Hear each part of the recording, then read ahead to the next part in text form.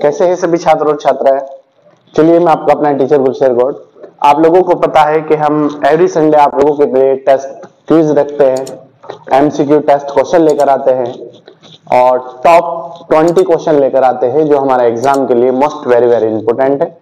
क्योंकि मैंने आप लोगों को ये बार बार बताया है कि बूंद बूंद से घड़ा भरता है। हम लोग एक एक पहलू को जहां से क्वेश्चन बनता है एग्जाम में उसे टच करते हुए आप लोगों के लिए क्वेश्चन निकाल कर लाते हैं ताकि यहां से कोई भी बच्चे का क्वेश्चन ना छूटे। तो आइए आप लोग मिलकर हमारे साथ मेहनत करें और ज्यादा से ज्यादा लोगों को जोड़ने का प्रयास करें और ज्यादा से ज्यादा वीडियो को लाइक और शेयर जरूर करें। चलिए आइए देखते हैं आज का हमारा जो टेस्ट है वो है जनरल स्टडी, सामान्य अध्ययन टेस्ट है, जनरल स्टडी या सामान्य अध्ययन। और इससे पहले 15 टेस्ट आपके हो चुके हैं, आज टेस्ट नंबर 16 है। वो सब प्ले लिस्ट में पड़े हुए हैं, आप वहां से जाके प्ले लिस्ट से सॉल्व कर ले टेस्ट। पहला क्वेश्चन है हमारा, मुगल शासक औरंगजेब जो योग्य शासक था वो अंतिम मुगल बादशाह था, फिर इसके जो पुत्र पौत्र वगैरह हुए इनके वो अयोग्य बादशाह रहे सब, ठीक है। जब तक औरंगजेब भारत पर राज करा औरंगजेब ने तब तक अंग्रेजों ने कोई भी पर नहीं मारा भारत में। औरंगजेब के समय दक्षिण भारत में नियुक्त मुगल गवर्नर शाइस्ता खां पर शिवाजी ने रात में आक्रमण किया था।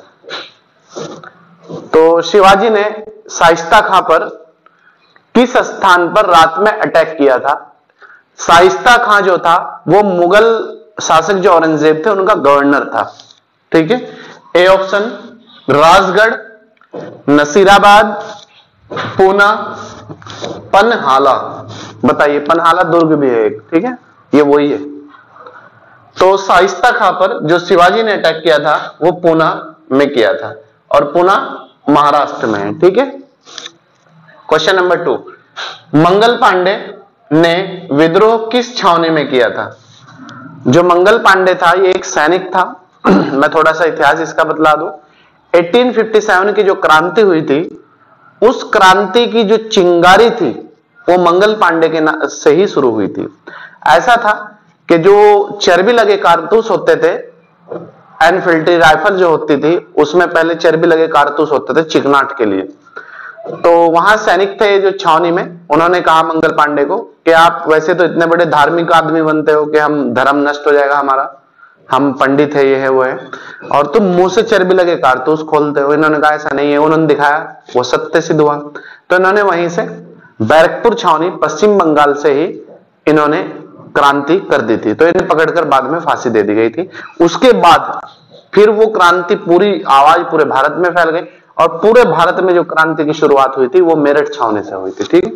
तो यहां क्वेश्चन है, मंगल पांडे ने विद्रोह किस छावनी में किया था? तो इन्होंने जो विद्रोह किया था वो बैरकपुर छावनी में किया था और बैरकपुर जो छावनी है वो है पश्चिमी बंगाल। कहां पर है? पश्चिमी बंगाल। क्वेश्चन नंबर 3, रूबल किस देश की मुद्रा का नाम है? रूबल किस देश की मुद्रा का नाम है? जापान, स्पेन, रूस, यूक्रेन। बताइए, रूबल जो मुद्रा है वो किस देश की है? रूबल जो मुद्रा है वो है रूस की, ठीक है। और जापान की येन है, जापान की येन, ठीक है। तो याद रखना, ये क्वेश्चन आता है एग्जाम में, जापान की भी आता है और रूस की भी आता है। और चीन की युआन है और भारत की रुपया है, ठीक है। Question number 4,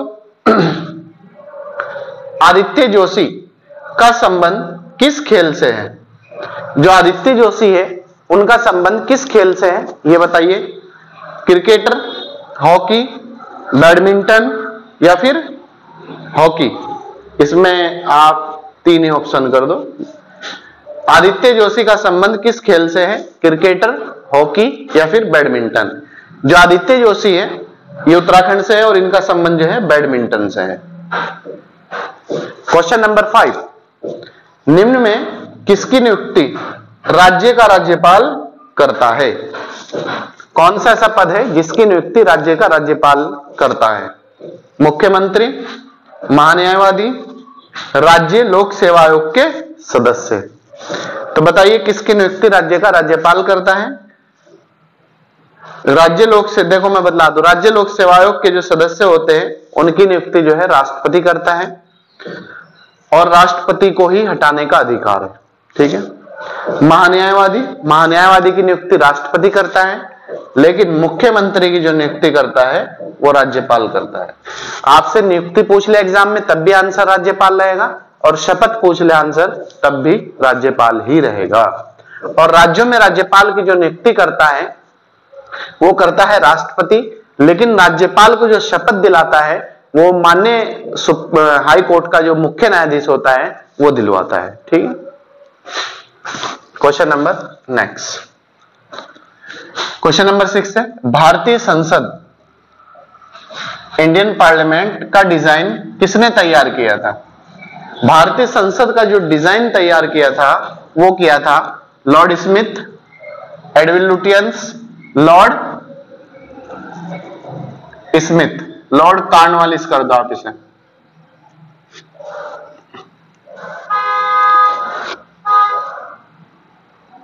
Lord Cornwallis, Edwin Lutyens और फिर लॉर्ड स्मिथ। तो भारतीय संसद का जो डिजाइन तैयार किया था वो किया था एडविन लुटियंस ने। ठीक है। क्वेश्चन नंबर 7, निम्न में से कौन सी नदी गंगा में बाएं ओर से मिलती है? जो गंगा नदी है उसमें कौन सी ऐसी नदी है जो बाएं ओर से मिलती है? तो बताइए, गोमती, सोन, घाघरा, बी व सी दोनों। गंगा नदी में कौन सी नदी बाएं ओर से मिलती है? बाएं ओर। ठीक है। तो इसका है हमारा आंसर सोन नदी। ठीक है। क्वेश्चन नंबर 8, ऑक्टोपस में कितने हृदय होते हैं? ऑक्टोपस में कितने हृदय होते हैं? ये बार बार क्वेश्चन पूछा जाता है, मोस्ट इंपोर्टेंट क्वेश्चन है आपके लिए। 2 हृदय, 3 हृदय, 5 हृदय या फिर 9 हृदय? बताइए जो ऑक्टोपस होता है उसमें कितने हृदय होते हैं? क्वेश्चन ये भी आ जाता है कितने हृदय जोड़ी होते हैं, लेकिन यहां मैंने आपसे हृदय पूछा है। इसमें होते हैं 3 हृदय। क्वेश्चन नंबर 9, केचुआ किसकी मदद से सांस लेता है? जो केचुआ है वो किसकी मदद से सांस लेता है बॉडी से अपनी? ए कान की, नाक की या फिर चमड़ी की? बताइए जो केचुआ है वो किसकी मदद से सांस लेता है? केचुआ जो है चमड़ी की मदद से सांस लेता है, चमड़ी। सी आंसर हो जाएगा हमारा। ठीक है। क्वेश्चन नंबर 10, मानव शरीर में कितनी हड्डियां होती है? मानव शरीर में कितनी हड्डियां होती हैं? ए 206, 255, 209 या फिर 300? बताइए मानव शरीर में कितनी हड्डियां होती है? मानव शरीर में जो टोटल हड्डियां होती है वो होती है 206। ठीक है। इसके बाद नेक्स्ट क्वेश्चन है, क्वेश्चन नंबर 11 है, ऐसा कौन सा पक्षी या चिड़िया है? क्वेश्चन एग्जाम में पक्षी भी आ सकता है, लेकिन मैंने आपको चिड़िया दिया है। ठीक है। ऐसी कौन सी चिड़िया है जो पीछे की ओर उड़ सकती है? और क्वेश्चन ये भी दे सकता है जो पीछे की ओर नहीं उड़ सकती। तो दोनों पॉइंट आपको याद रखने हैं, पीछे की ओर उड़ सकती है कौन सी चिड़िया या पक्षी है, या कौन सा ऐसा पक्षी या चिड़िया है जो पीछे की ओर नहीं उड़ सकती? मोर, बी कौवा, humming bird, none of these, कोई नहीं। बताइए। इसमें हमारा आंसर है हमिंग बर्ड। ये पीछे की ओर रिटर्न होकर उड़ सकती है। ठीक है। क्वेश्चन नंबर 12, एक सींग वाला गैंडा कहां पाया जाता है या किस देश में पाया जाता है? ए भारत, पाकिस्तान, अफ्रीका या फिर नेपाल? बताइए एक सींग वाला गैंडा कहां पाया जाता है? ये पाया जाता है भारत में, और भारत में काजीरंगा राष्ट्रीय उद्यान असम में पाया जाता है। ठीक है। क्वेश्चन नंबर 13, जापान की मुद्रा, जो जापान की मुद्रा है वो क्या कहा जाता है उसे, या वो किस नाम से जानी जाती है? डॉलर, पौंड, येन या फिर टका? बताइए जापान की मुद्रा को किस नाम से जाना जाता है? जापान की मुद्रा को येन के नाम से जाना जाता है, और टका जो है बांग्लादेश की मुद्रा है, और डॉलर और पाउंड तो बहुत ही कंट्रियों की मुद्रा है, अमेरिका का भी डॉलर है। ठीक है। क्वेश्चन नंबर 14, नौका दौड़, जो नौका दौड़ होती है किस पर्व से संबंधित है? नौका जो दौड़ है वो किस पर्व से संबंधित है, मतलब किस पर्व पे आयोजित होती है नौका दौड़? पोंगल, ओणम, नवरात्रि या फिर सभी? बताइए जो नौका दौड़ है वो किस पर्व पर आयोजित होती है? ये होती है आपकी ओणम। ओणम महोत्सव पर नौका दौड़ का आयोजन किया जाता है। ठीक है। क्वेश्चन नंबर 15, मानसून शब्द की उत्पत्ति किस भाषा से हुई है या किस उससे हुई है? मानसून शब्द की उत्पत्ति, मानसून याद रखना, मानसून शब्द की उत्पत्ति हुई है अरबी भाषा, स्पेनिश भाषा, हिंदी भाषा या फिर संस्कृत भाषा? बताइए मानसून शब्द की जो उत्पत्ति है वो किस भाषा से हुई है? मानसून जो शब्द है उसकी जो उत्पत्ति हुई है वो हुई है अरबी भाषा से। ये अरबी भाषा का शब्द है, और मानसून जो है समुद्री जो लहरों को मानसून कहा जाता है, तो वो कहा जाता है जापान में। ठीक है, मानसूनी लहरें। क्वेश्चन नंबर 16, रैगुर मिट्टी, रैगुर मिट्टी का दूसरा नाम क्या है? जो रैगुर मिट्टी है उसका दूसरा नाम क्या है? लाल मिट्टी, काली मिट्टी या फिर ऊसर मिट्टी? बताइए किस मिट्टी का दूसरा नाम रैगुर मिट्टी है? ये जो है काली मिट्टी का दूसरा नाम रैगुर मिट्टी है, और काली मिट्टी का काला जो रंग पाया जाता है वो टिटेनिफेरस मैग्नेटाइट के कारण पाया जाता है। ठीक है। और काली मिट्टी कपास की खेती के लिए सबसे अच्छी मानी जाती है, तो याद रखना। अब रैगुर मिट्टी का दूसरा नाम काली या काली मिट्टी का दूसरा नाम रैगुर, कारण क्या है इनका काला रंग? टिटेनिफेरस मैग्नेटाइट के कारण। और काली मिट्टी किस खेती के लिए सबसे अच्छी है या उपयुक्त है या बेहतर है? कपास की खेती के लिए। ठीक है। क्वेश्चन नंबर 17, ईमेल पते के दो भाग कौन कौन से होते हैं? जो ईमेल होता है, जो उस पर पता लिखा जाता है, उसके दो भाग कौन कौन से होते हैं? प्रयोगकर्ता का नाम व डोमेन का नाम, डी वैधानिक नाम तथा फोन नंबर, सी ए और बी दोनों, मतलब ये भी और ये भी, डी नन ऑफ दीज, कोई नहीं। ईमेल पते के जो दो भाग होते हैं वो होते हैं एक प्रयोगकर्ता का नाम और दूसरा डोमेन नाम, ये दो होते हैं, तो हमारा आंसर हो जाएगा ए। ठीक है। क्वेश्चन नंबर 18, मीथेन गैस उत्पादन करने वाला खेत है, मतलब किस खेत से मीथेन गैस की उत्पत्ति होती है या मीथेन गैस निकलता है? ये आंसर क्वेश्चन है। गेहूं का खेत, धान का खेत या फिर कपास का खेत? बताइए मीथेन जो गैस है वो किस खेत से निकलती है?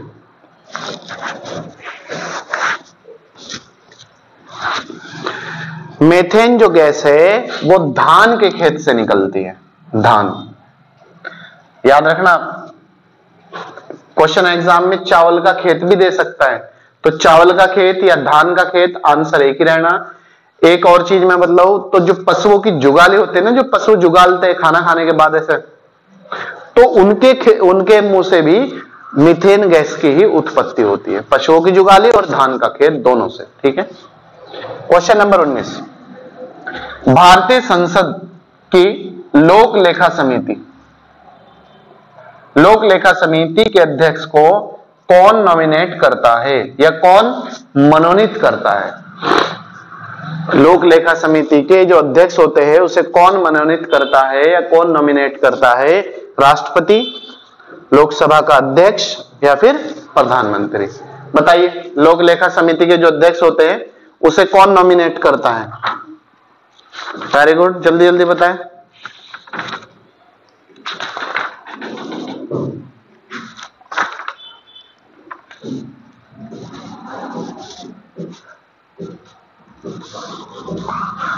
इसे जो नॉमिनेट करता है, इसके अध्यक्ष को करता है प्रधानमंत्री। और दूसरा क्वेश्चन बनता है लोक लेखा समिति से कि लोक लेखा समिति में कुल कितने सदस्य होते हैं? तो इसमें 22 होते हैं, 15 लोकसभा से और 7 राज्यसभा से। ठीक है। और लोक लेखा समिति को प्राक्कलन समिति की जुड़वा बहन कहा जाता है। ठीक है। प्राक्कलन समिति की जुड़वा बहन किसे कहा जाता है? लोक लेखा समिति को। लोक लेखा समिति के जो अध्यक्ष है उसे कौन नॉमिनेट करता है या मनोनीत करता है? प्रधानमंत्री। कार्यकाल 1 वर्ष होता है। और लोक लेखा समिति में कुल कितने सदस्य? 22, 15 लोकसभा से और 7 राज्यसभा से। क्लियर? नेक्स्ट,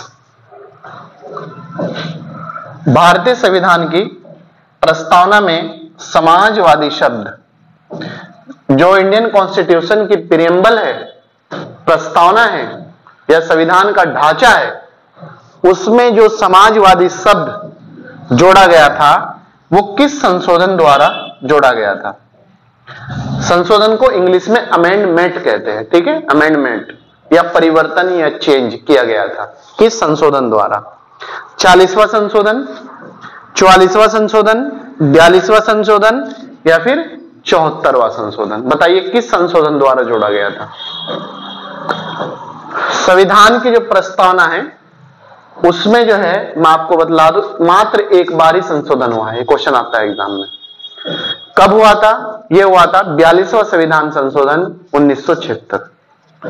3 शब्द जोड़े गए थे इसी संशोधन द्वारा: समाजवादी, पंथनिरपेक्ष और राष्ट्र की अखंडता। ये तीनों शब्द जोड़े गए थे। ठीक है। प्रस्तावना को ही संविधान की कुंजी कहा जाता है, प्रस्तावना को ही संविधान का दर्पण कहा जाता है, प्रतिबिंब कहा जाता है, संविधान की आत्मा कहा जाता है। प्रस्तावना को संविधान का मूलभूत ढांचा किस केस में कहा गया है? तो केशवानंद भारती जो केस था, केरल राज्य सम्मानित था, उसमें प्रस्तावना को संविधान का मूलभूत ढांचा बताया गया है। क्लियर है?